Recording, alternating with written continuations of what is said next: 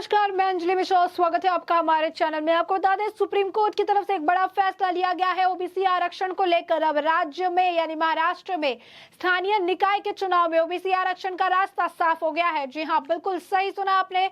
तो महाराष्ट्र के लिए बड़ी खबर है। ओबीसी आरक्षण जो है देने का फैसला किया गया है। सुप्रीम कोर्ट की तरफ से बड़ा फैसला लिया गया है और इसमें सुनवाई करते हुए 27% तक का आरक्षण देने की बात कही गई है। पॉलिटिकल आरक्षण है, क्या है पूरा मुद्दा, इसके बारे में आइए जरा विस्तार से जान लेते हैं।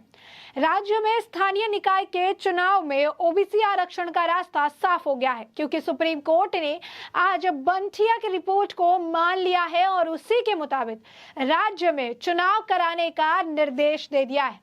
सुप्रीम कोर्ट ने 2 सप्ताह के भीतर शेष स्थानीय निकाय के चुनाव की सूचना देने के आदेश दे दिए हैं। इसीलिए बंथिया आयोग की रिपोर्ट के मुताबिक राज्य में ओबीसी आरक्षण के साथ चुनाव का रास्ता साफ हो गया है। इस बीच 17 जिलों में आपको बता दें कि जो है 92 नगर पार्षदों और 4 नगर पंचायतों में ओबीसी आरक्षण को मंजूरी दे दी गई है, जिन्हें पिछले सप्ताह निलंबित कर दिया गया था। ओबीसी राजनीतिक आरक्षण का मार्ग प्रशस्त हो गया है। सुप्रीम कोर्ट ने स्पष्ट किया है कि बंथिया रिपोर्ट के आवश्यकताओं को पूरा किया गया है।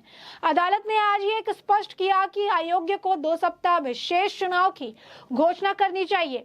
बंथिया आयोग की रिपोर्ट के अनुसार कोर्ट के फैसले से ओबीसी को मिलेगा आरक्षण। स्थानीय निकाय चुनाव में ओबीसी को 27% तक आरक्षण मिलने वाला है। साथ ही कोर्ट के फैसले से ओबीसी को फिर से राजनीतिक आरक्षण मिलने वाला है। हमारा यह भी मत है कि बंथिया रिपोर्ट के अनुसार राज्य में अगला चुनाव होना चाहिए।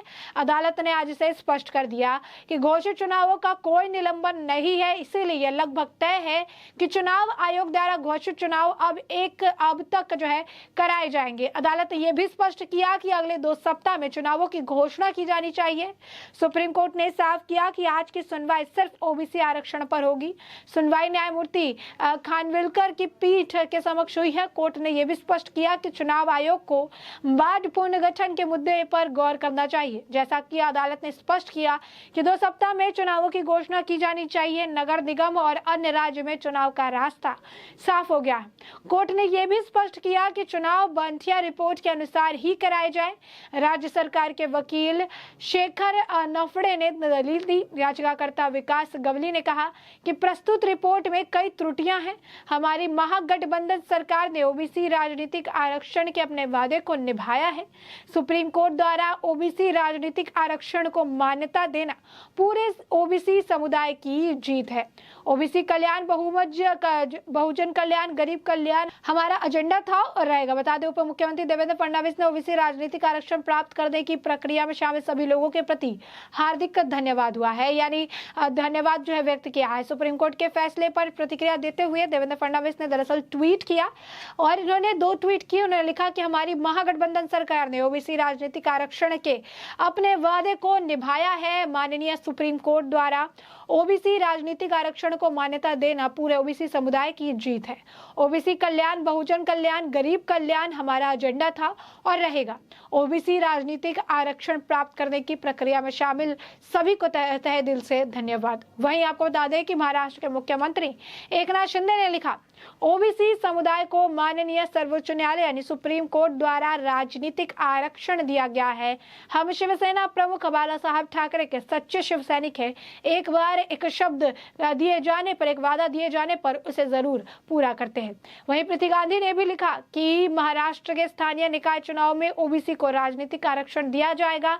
आरक्षण बंथिया आयोग की रिपोर्ट पर आधारित है, जिसमें अधिकतम 27% तक आरक्षण का उल्लेख किया गया है। वहीं आपको बता दें कि नीतीश राणे ने भी ट्वीट किया। नीतीश राणे ने भी ट्वीट करके लिखा कि इलेक्शन को ओबीसी रिजर्वेशन के साथ अब किया जाएगा। सुप्रीम कोर्ट के द्वारा एक बहुत ही बेहतरीन फैसला लिया गया और इसे ही कहते हैं फुटप्रिंट, यानी इसे ही कहते हैं छाप छोड़ जाना। तो ये बड़ी बात जो है कही जा रही है।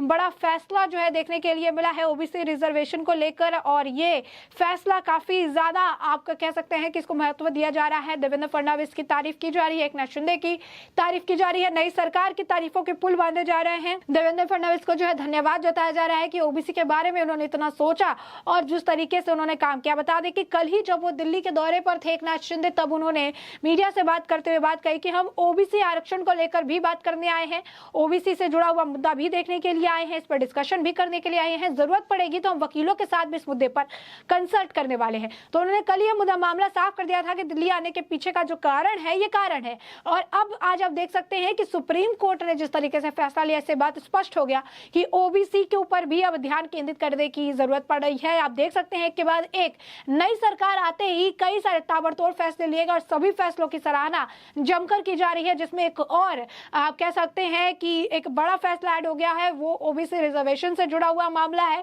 जो कि पिछली सरकार कोशिश करने के बावजूद नहीं दिला पा रही थी, कोशिश कर रही थी, लेकिन इस सरकार ने आते ही इस काम को करके वाहवाही जो है लूटी है। साथ ही साथ कहीं ना कहीं ओबीसी के सब जो है ओबीसी लोग हैं उनके लिए भी काफी ज्यादा उन्होंने एक महत्वपूर्ण काम किया है और इसी वजह से लगातार सोशल मीडिया साइट पे आज उन्हें धन्यवाद दिया जा रहा है और इस फैसले की सराहना की जा रही है। विपक्ष के मुंह पर करारा तमाचा है कि उन्होंने अपनी सरकार में रहकर ये सारी चीजें नहीं वो कर पाए जो कि उन्हें करना चाहिए था। बता दें कि ओबीसी रिपोर्ट को एक्सेप्ट कर लिया गया है। इलेक्शन प्रोग्राम को उन्होंने कहा है कोर्ट ने कि 2 हफ्ते के अंदर डिक्लेयर करना पड़ेगा इलेक्शन को जो है रिजर्वेशन के हिसाब से, जो एज पर रिजर्वेशन जो है इलेक्शंस करवाने होंगे, इसे लेकर भी उन्होंने कह दिया है। तो ओबीसी आरक्षण से जुड़ा हुआ बड़ा अपडेट हम आपको बता रहे हैं, बड़ा फैसला सुप्रीम कोर्ट की तरफ से, जैसा कि वादा किया गया था वैसा ही वादा पूरा किया गया है। तो इस वक्त की बड़ी अपडेट हम आपको बता रहे हैं। यही नहीं, आपको बता दें कि जब रिपोर्ट ये आज सामने आ गई है, जिस तरीके से सुप्रीम कोर्ट का फैसला सामने आ गया है, उसके बाद